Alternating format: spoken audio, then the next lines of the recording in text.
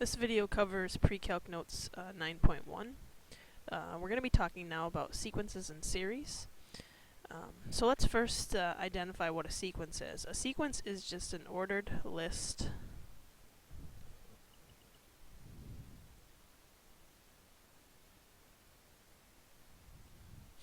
of numbers.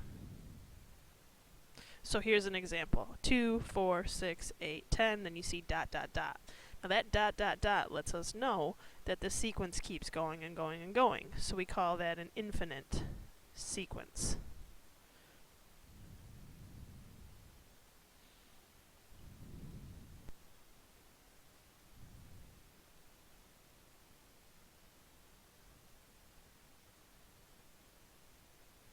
On the other hand, you'll notice this sequence, I have 1/2, then -1/4, then 1/6, then -1/8, and there's not the dot, dot, dot. That means that this sequence is just these four numbers, that it has a clear stopping point or a clear ending point. So we call that a finite sequence. So some of the sequences are going to be infinite, some of them are going to be finite in terms of stopping versus continuously going and going and going. When we look at our sequence, we identify each term in the sequence with an A and then a subset number. So an A subset 1 would be the first term of the sequence. A subset 2 would be the second term of the sequence. A subset 3 would be the third term. So if you see an A with a 3 next to it, that's the third term of the sequence.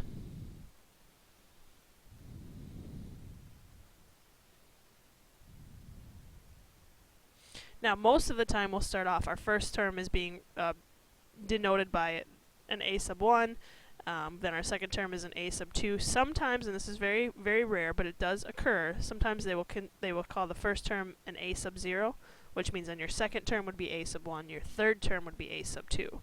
So keep in mind, if they do denote it that way, that A sub 1 doesn't mean the first term, it now means the second term.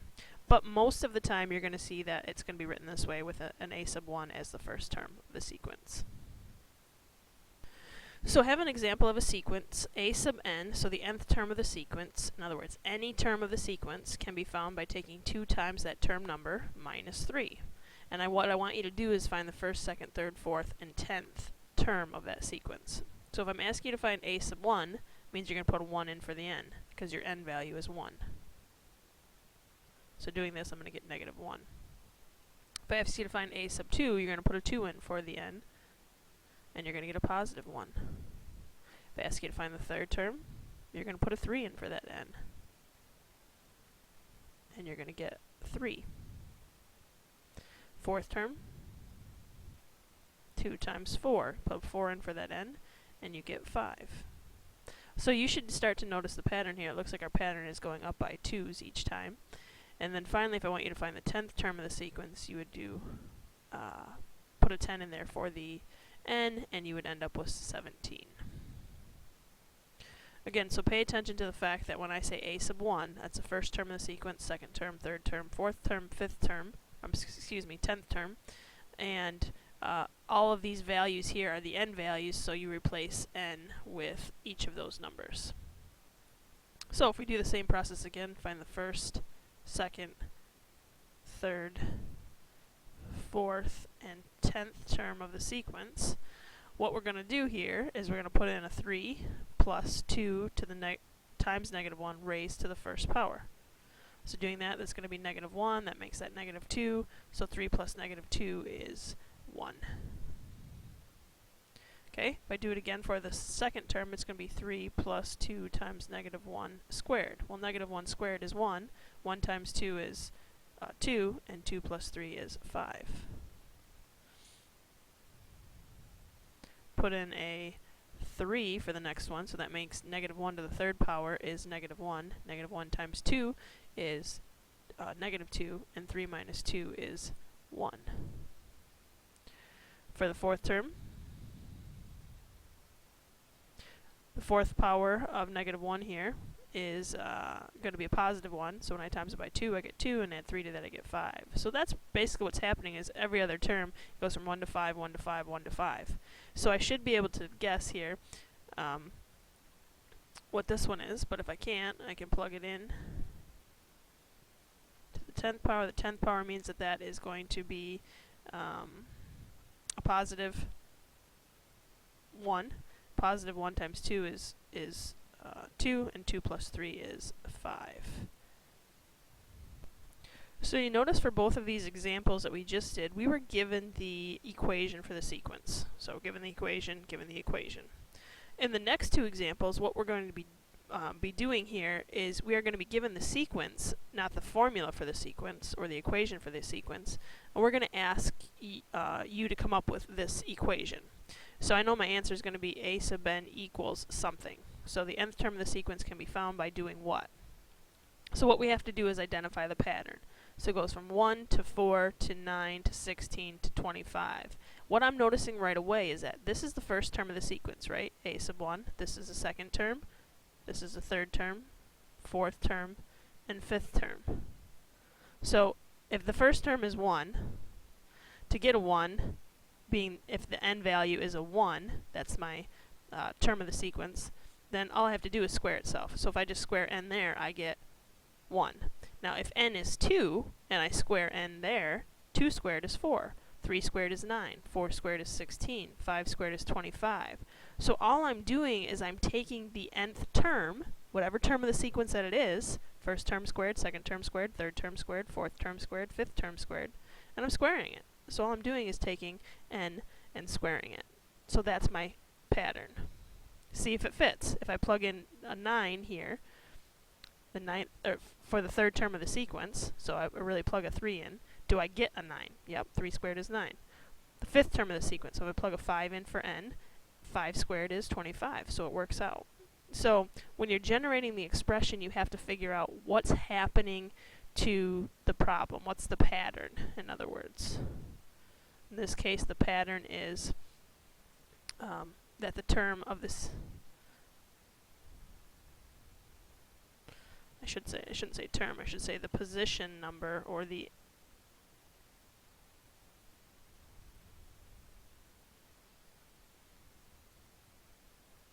was being squared. When I say position, I'm talking about what number it is in the sequence, the position in the sequence, third term, fourth term, fifth term, and so on.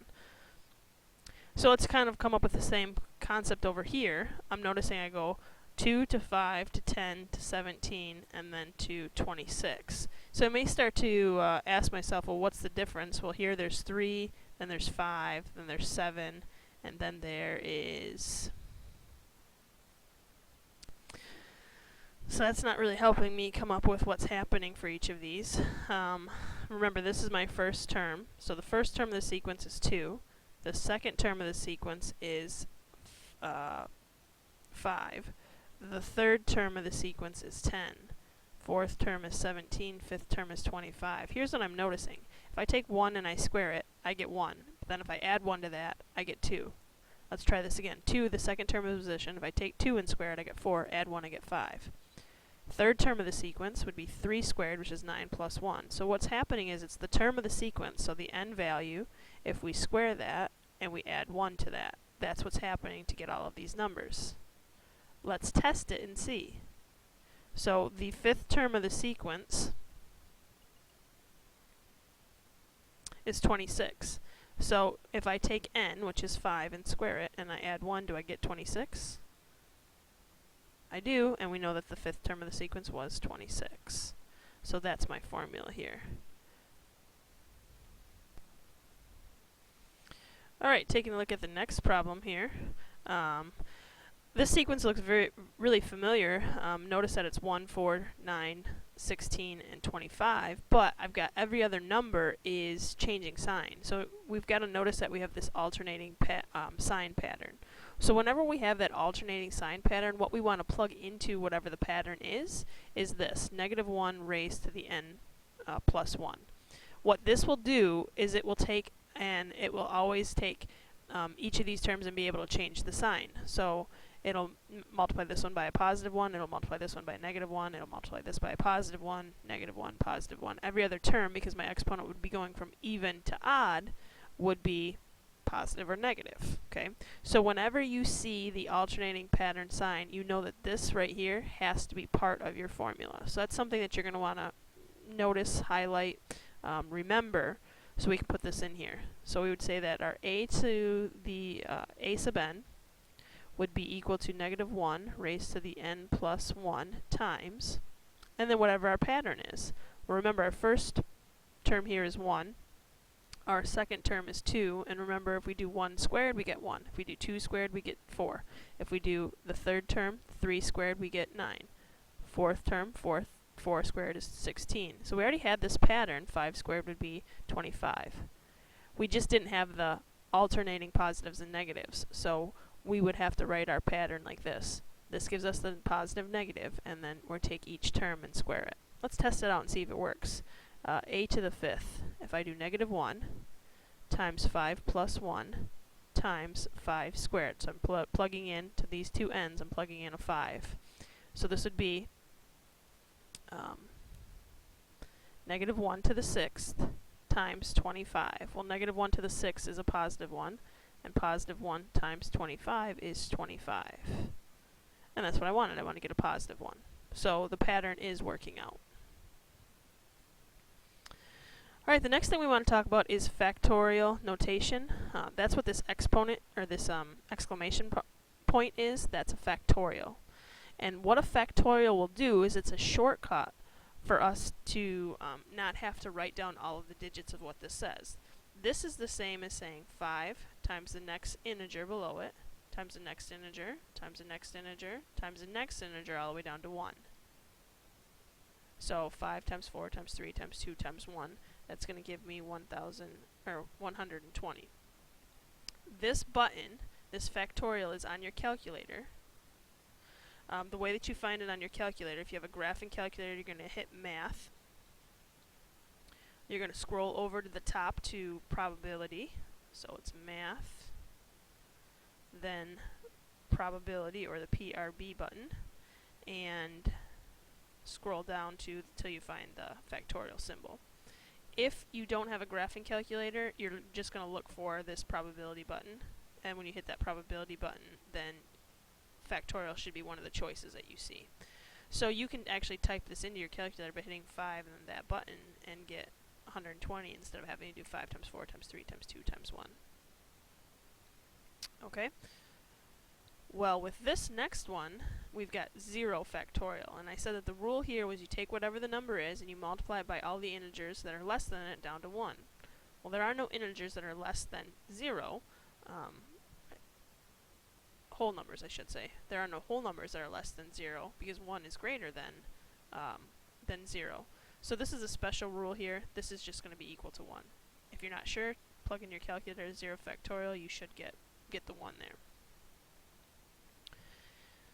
For this next problem here, we've got 12 factorial over 10 factorial. Now there's a couple ways we can work with this one. We could actually figure out what 12 factorial is and what 10 factorial is, but what I know is that 12 factorial is 12 times 11 times 10 times 9 and so on, right? Keeps going down to 1.